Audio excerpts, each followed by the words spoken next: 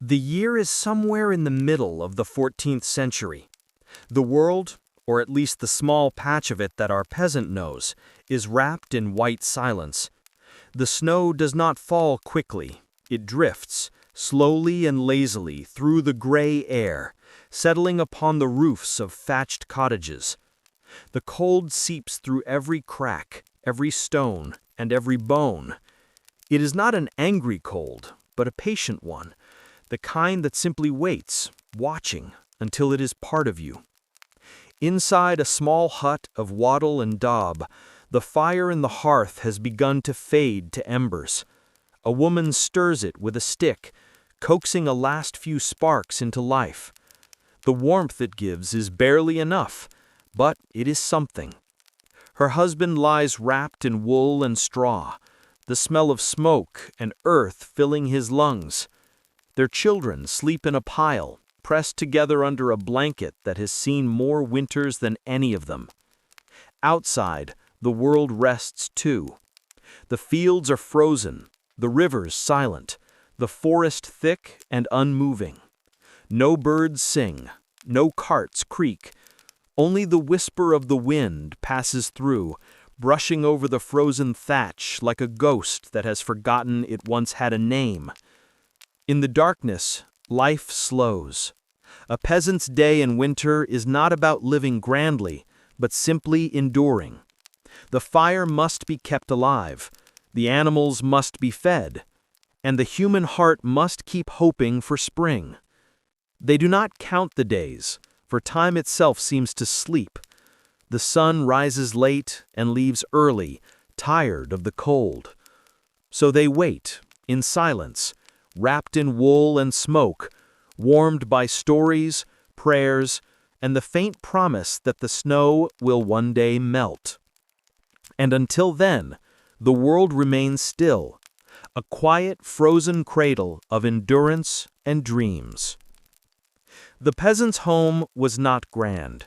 It was small, low to the ground, and built with hands that knew more about survival than beauty.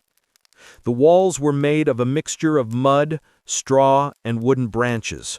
Wattle and daub, they called it.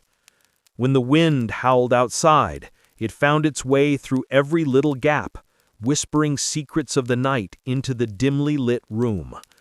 Yet for those who lived inside, it was more than a shelter. It was a fragile island of warmth in a sea of winter. A single fire burned in the middle of the floor, its smoke drifting upward through a hole in the roof. The air was thick, heavy with the scent of wood, sweat, and damp straw. There was no chimney, no glass in the window, and no paint upon the walls. But there were lives here, small, quiet lives that clung to each moment like frost clings to the grass. The family shared this one room for everything: cooking, sleeping, eating, talking, praying. Beds were not beds as we know them. They were piles of straw, sometimes covered with a worn blanket, sometimes not. If they were lucky, they had a sheepskin to share. The floor was hard, uneven earth. When it rained, the ground grew soft beneath their feet.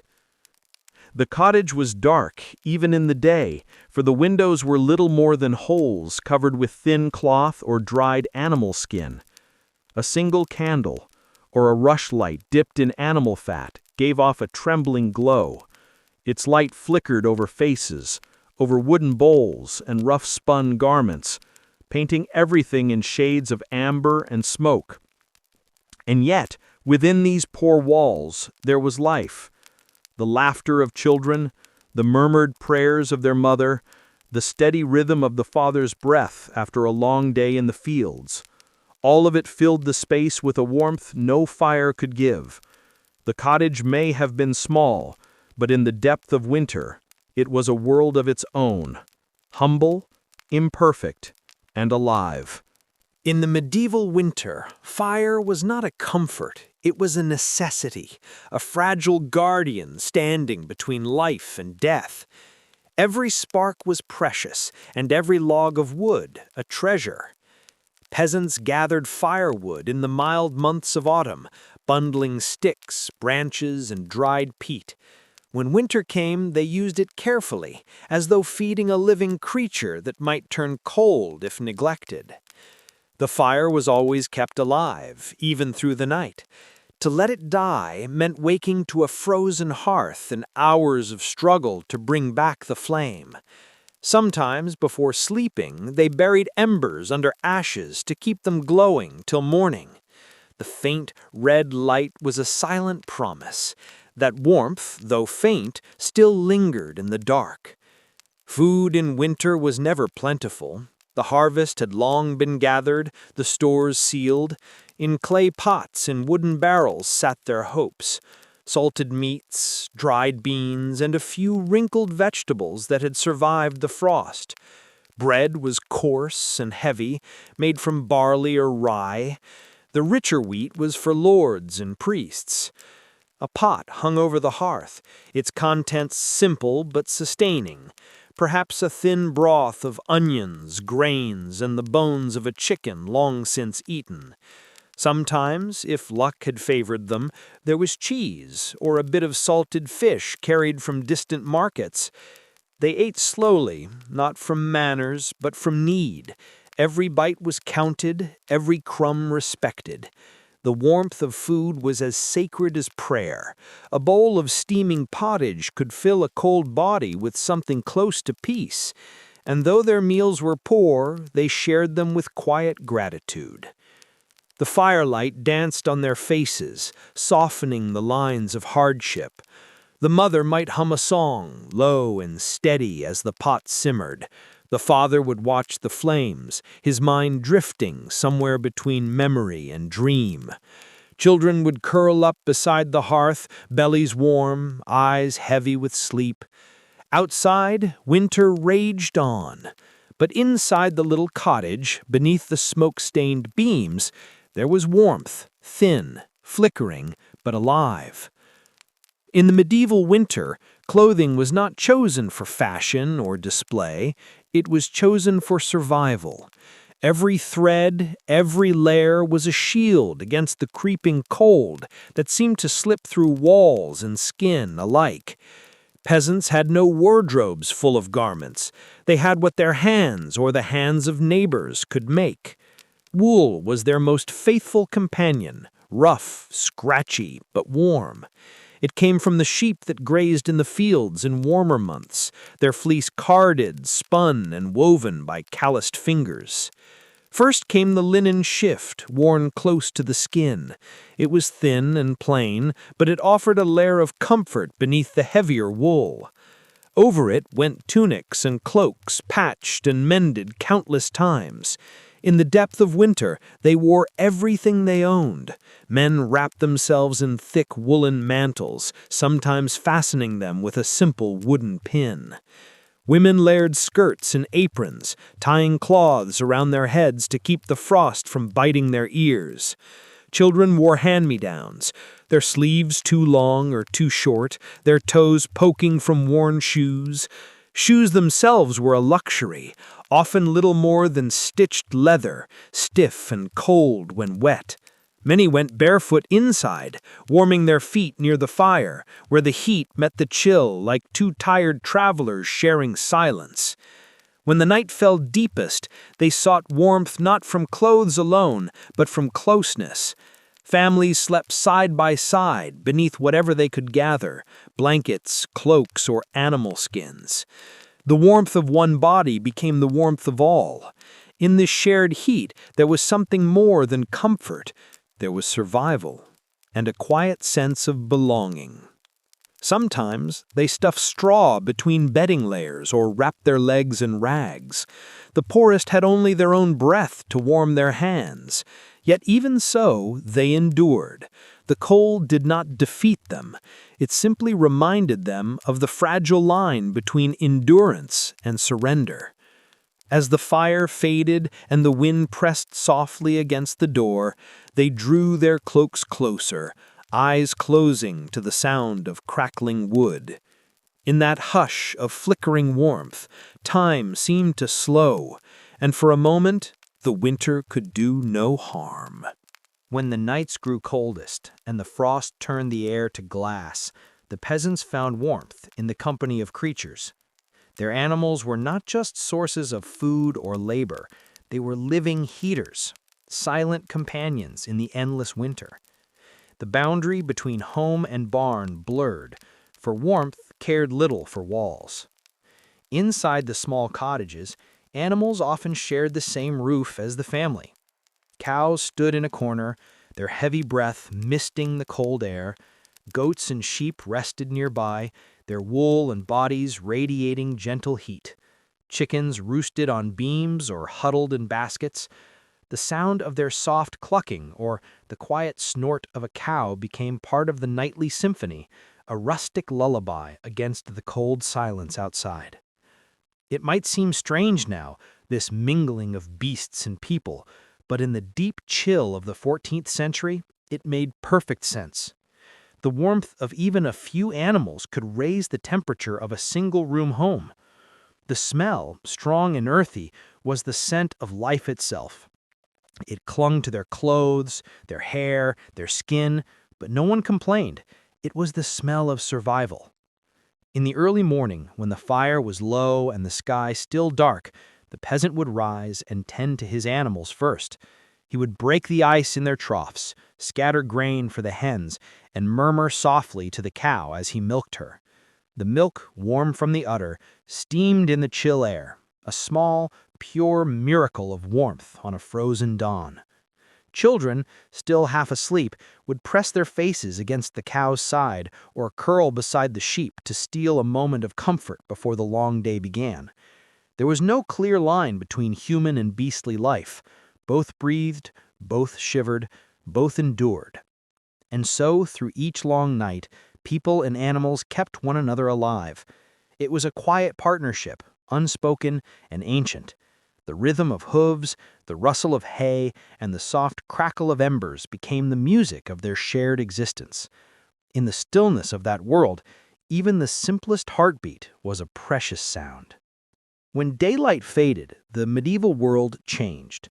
The sun dipped behind the hills, and the last gray light drained slowly from the sky. Darkness was not something to be fought, it was something to accept.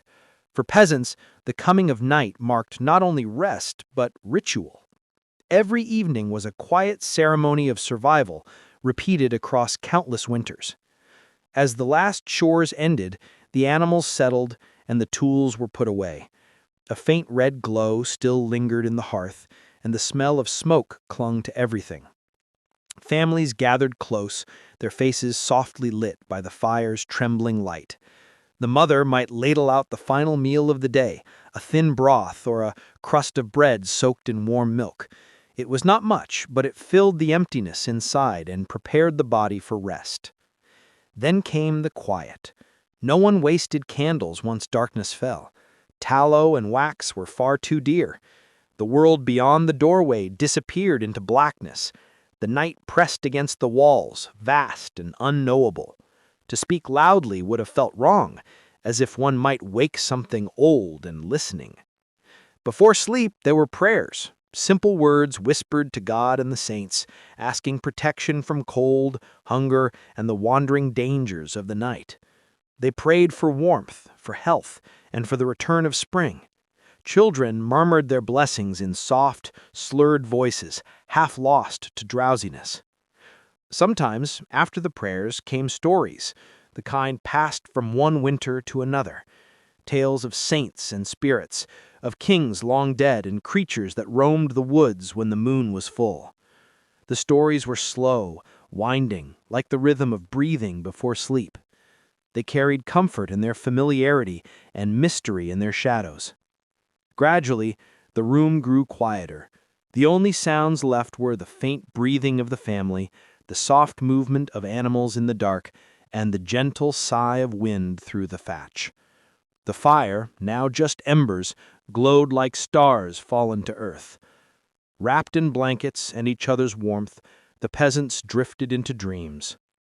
Outside, the night stretched endlessly. Inside, there was stillness, the tender, ancient peace of those who had done all they could to endure. In the medieval night, true darkness was complete. When the sun fell and the fire dimmed, the world slipped into a shadow so deep it seemed to swallow time itself. There were no glowing windows, no street lamps, no hum of distant light, only blackness, thick and endless, pressing softly against the small, flickering flame that kept it at bay. Light was precious. A single candle, made from tallow or beeswax, was a luxury that few could waste. The richer peasants might own a small bundle, carefully stored away and used only for necessity, a birth, an illness, a prayer. The poorer ones relied on rushlights, reeds dipped in animal fat, smoky and short-lived. They hissed and sputtered, their glow uneven and shy. Yet even that weak flame was enough to comfort a soul that feared the dark. The hearth, too, was a source of light.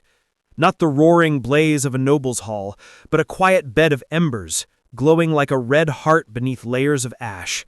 Its warmth was gentle, steady, breathing softly through the hours of night. Families often sat near it long after supper, saying little, simply watching. The dance of shadows upon the walls was a kind of language, familiar, silent, and strangely soothing. Light was more than a tool.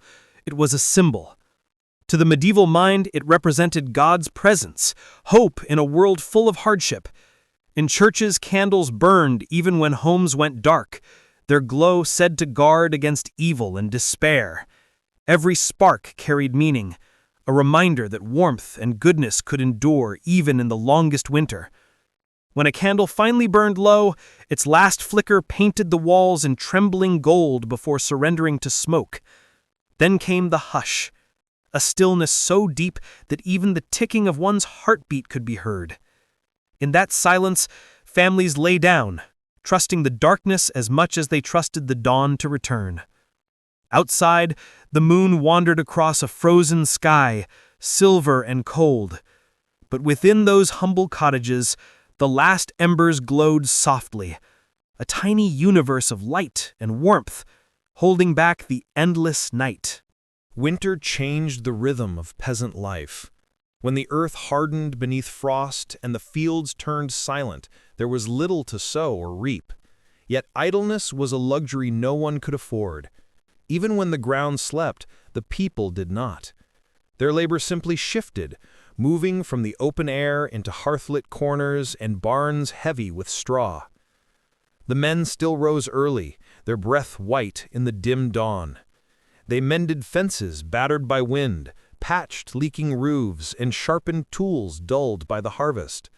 Some cut firewood, swinging axes into frozen trunks, the echo of each strike breaking the morning stillness. Others repaired plows and carts, shaping wood by hand, their work guided more by memory than by measurement. Inside, the women spun and stitched. The soft hum of spinning wheels filled the house like the sound of bees in summer.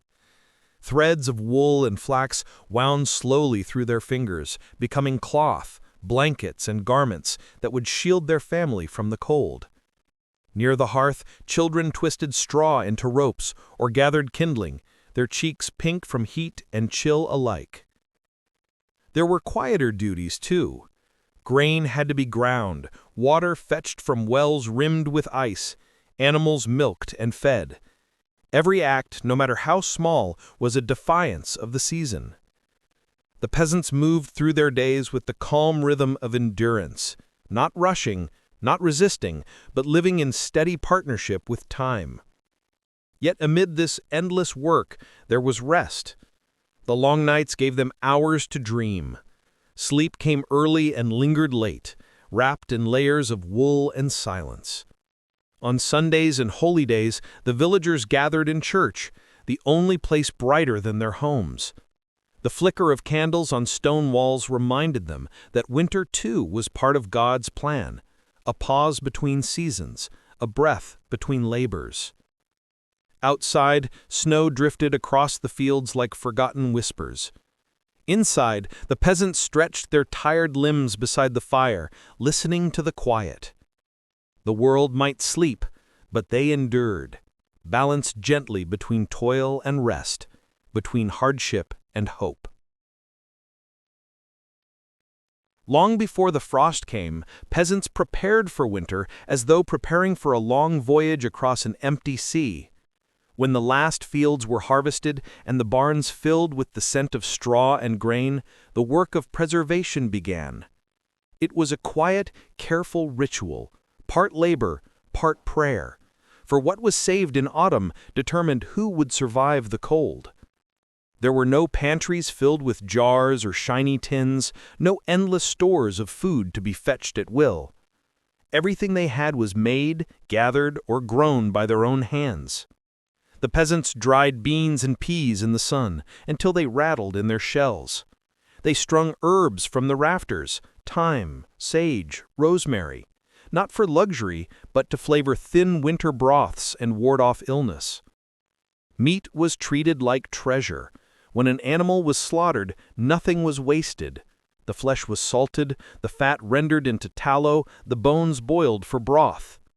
In colder months, the smokehouse came alive.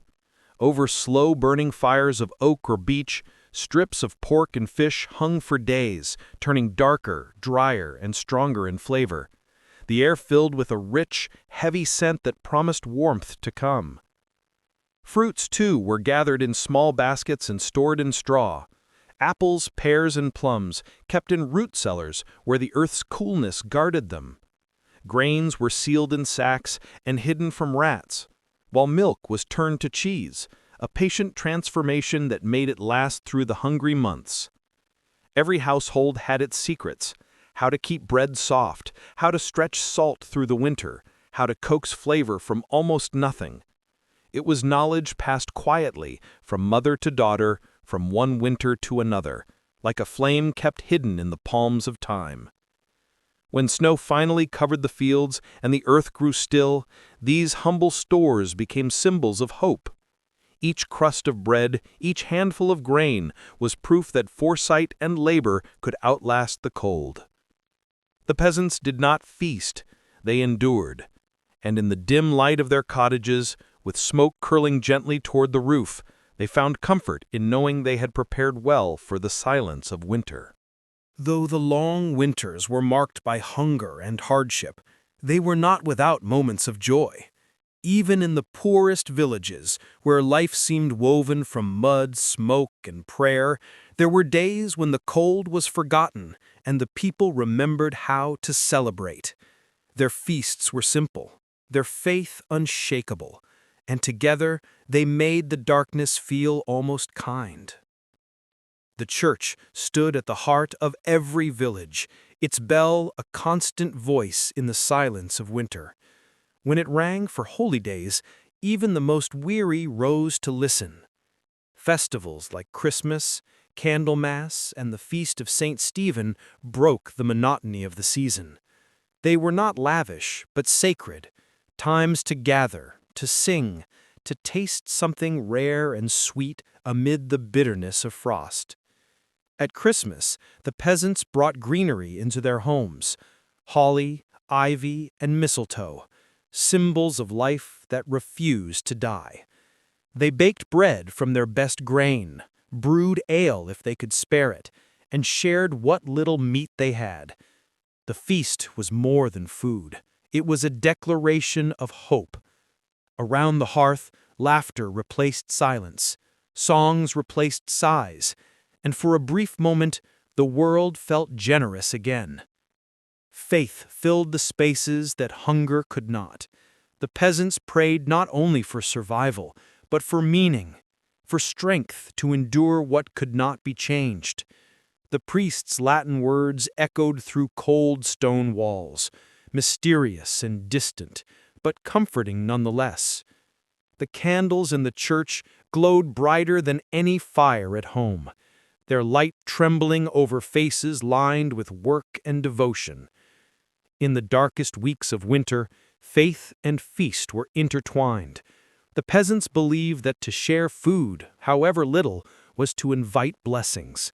A bowl of stew given to a neighbor, a crust of bread offered to a beggar, these were acts of quiet holiness.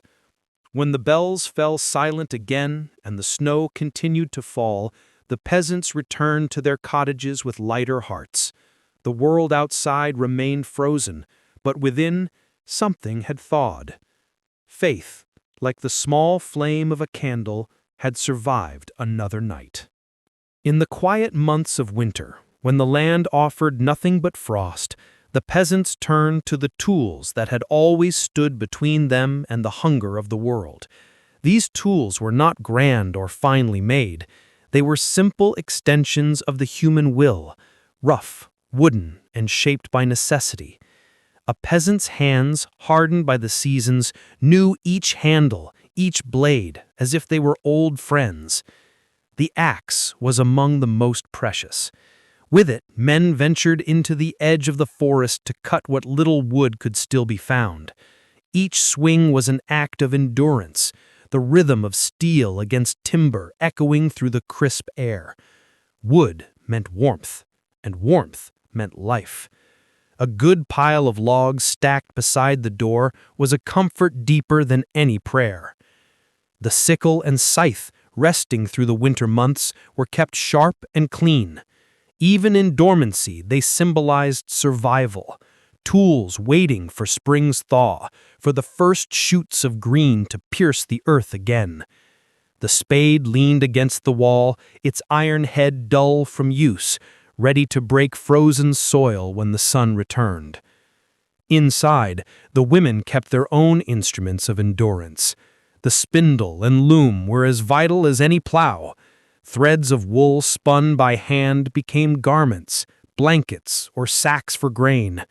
The creak of the loom's wooden frame was the soft music of survival, playing quietly in corners warmed by the faint glow of embers.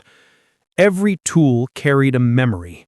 The knife that shaped bread each morning might have been forged decades before. The bucket that drew water from the well had been mended countless times, each repair a small story of patience. Nothing was wasted, and nothing was truly new. When the snow fell hardest and travel was impossible, the peasants would sit and oil their tools, check bindings, tighten handles. In that steady work was a comfort, a sense of purpose, even when the field slept. The world outside might be silent, but within those walls, life remained ready, waiting. For the peasants, survival was not a miracle. It was craftsmanship, humble, persistent, and quietly wise. In the stillness of the medieval countryside, winter was a season of sound as much as silence. The world, wrapped in frost, spoke in whispers, slow, patient, and filled with small, familiar noises that told the peasants they were not alone. The mornings began with the creak of wood, doors stiff from the cold, groaned open to let in air pale with mist. Footsteps crunched over snow, each step sharp and deliberate, echoing in the quiet. Far away, the faint cry of a crow broke the dawn, carried on wind that smelled of smoke and frost. Inside the cottages, sound lived close to the fire. The pop of burning wood, the sigh of embers shifting beneath ash, these were the household's heartbeats. Sometimes the kettle would hum softly as it warmed, or the gentle scrape of a spoon stirred the day's first meal. Beneath it all, there was the steady rhythm of breathing, the quiet rise and fall of life enduring another day. Outside, the world was sparse but alive. The wind threaded through the trees like a restless spirit, bending branches and rattling shutters. When snow fell, it made no sound at all, only a hush so complete that even thought seemed to slow. The river, half frozen, groaned under its icy skin, a deep, hollow note that drifted through the valley. At night, when the fire had burned low, the sounds of the animals returned. The soft shifting of a cow, the muffled bleat of a sheep, the faint scratching of mice in the straw. They were not disturbances, but reassurances, the murmurs of a living world sharing the same darkness. And then there was the voice of the wind against the thatch. It came and went, sometimes fierce, sometimes gentle, pressing its long, lonely song through every gap and seam. To the peasants, it was both comfort and warning, the voice of winter itself, ancient and watchful. Lying awake, wrapped in blankets, they listened. They did not fear these sounds. They belonged to them, as much as the frost and the fire. In that quiet symphony of creaks, sighs, and whispers, the peasants heard the oldest truth, that life, even in silence, always speaks. Winter brought more than frost and hunger. It carried illness like a quiet shadow through the villages. The cold did not merely chill the body, it made it fragile, vulnerable to fevers, coughs, and aches. Yet the peasants faced it with the knowledge they had inherited from countless winters before, a careful mix of observation, tradition, and prayer. Herbs were their first line of defense. The women gathered chamomile for soothing, thyme to warm, and rosemary to strengthen the heart. Leaves were dried, crushed, and brewed into teas, often taken before sleep to chase away chills. Garlic was prized, not only for flavor, but for its believed power to ward off unseen dangers. Salt, scarce but essential, preserved more than food. It was a medicine, sprinkled in wounds or used in simple poultices. When sickness came, the hearth became a place of vigilance. The sick lay on straw mattresses near the fire, wrapped in layers of wool and animal skins. The family moved quietly, careful not to disturb the fragile warmth of body and air. A mother would hum softly while tending the patient, her voice a lullaby, her hands steady with long-practiced skill. The village healer, if there was one, moved between homes like a gentle shadow. They carried pouches of dried herbs, small knives for minor procedures, and vials of strong-tasting tinctures. Their knowledge was not written in books, but passed down orally, a tradition as old as the stones beneath the cottages. They treated fevers with cold compresses and sweated illnesses with warm teas, always balancing patience with action. In these harsh months, illness was never sudden.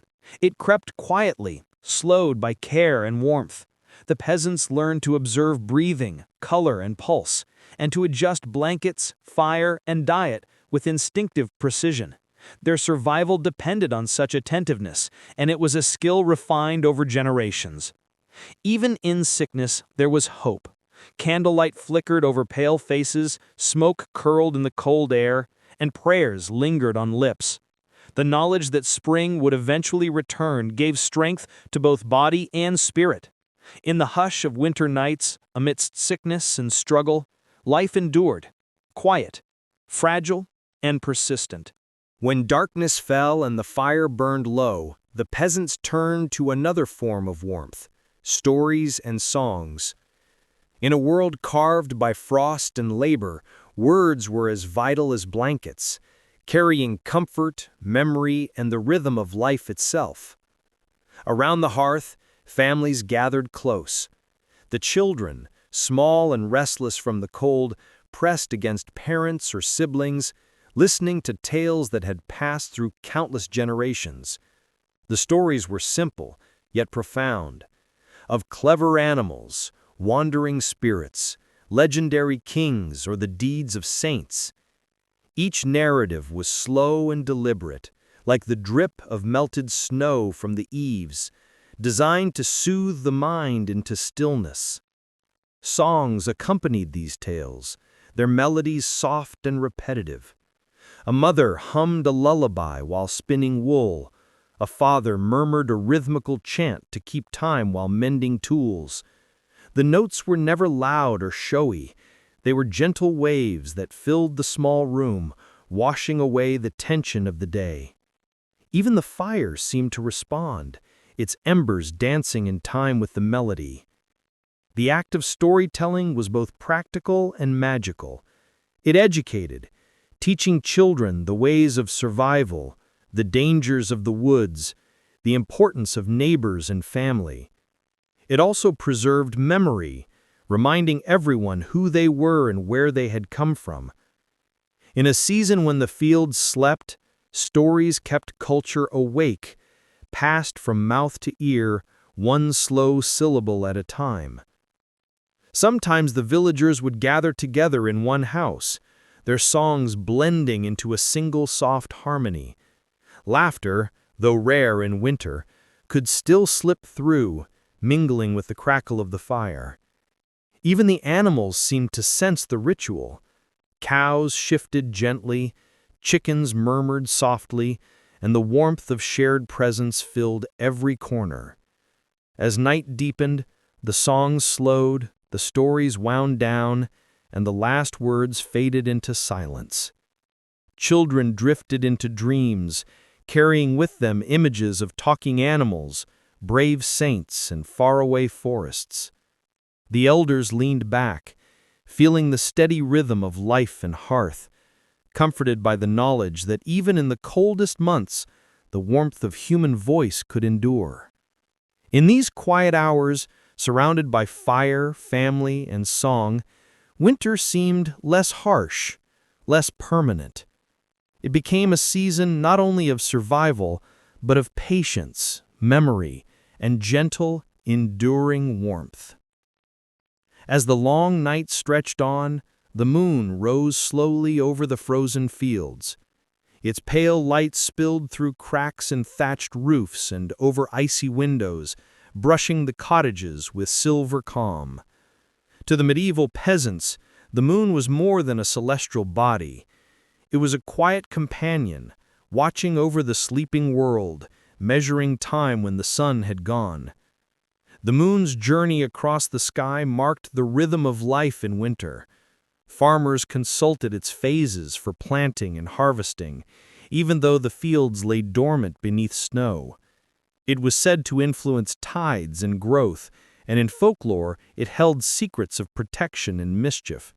Some whispered blessings to it, asking for its quiet guidance through the coldest nights. Inside the cottages, the moonlight mingled with the fire's last glow. It painted the walls with shifting shadows, turning beams into long fingers and tools into shapes that seemed alive. The animals moved in its reflection, hooves and wings catching a shimmer of silver. Children, eyes heavy with sleep, felt the presence of something larger, patient, and eternal, beyond the walls that kept them warm. The elders often sat near the hearth, gazing at the soft illumination. Their minds wandered to seasons past, to harvests that had been bountiful, and winters that had been cruel. They spoke little, letting the silence of the night and the slow passage of the moon do the work of reflection. It was a time of waiting, not idle, but attentive, a quiet watch over both the world outside and the fragile warmth within. Sometimes the moonlight would catch a frozen icicle or the curve of a snowdrift, making it glint like crystal. In those moments, even the cold seemed beautiful, a reminder that winter was patient and artful, and that survival, too, required patience and observation. When the household finally drifted into sleep, the moon continued its slow, silent arc, keeping vigil over the village. The frozen fields, the sleeping animals, the cottages wrapped in layers of wool and hope, all were part of its quiet domain. In its soft light, the peasants could rest, knowing that even the longest night would eventually yield to the promise of dawn. Even in the dead of winter, the peasants' relationship with the land did not pause. Though the soil was frozen and the crops dormant beneath frost and snow, there were still small, careful tasks to perform, each one crucial for survival when the warmth of spring finally returned. Men rose early, their breath puffing clouds into the pale morning light. They walked through snow-crusted paths to check fences, ensuring livestock remained enclosed. The fields were quiet, frozen beneath white blankets, but they were watched vigilantly. Small patches of vegetables or the hidden stores of root crops were tended, dug carefully from the earth and preserved for future meals. Wood collection remained essential. Axes were carried to nearby groves, and each log was chosen carefully, knowing that a single pile might warm the family through the coldest night. The sound of chopping echoed across the empty village, a steady rhythm that broke the silence yet seemed to belong to it.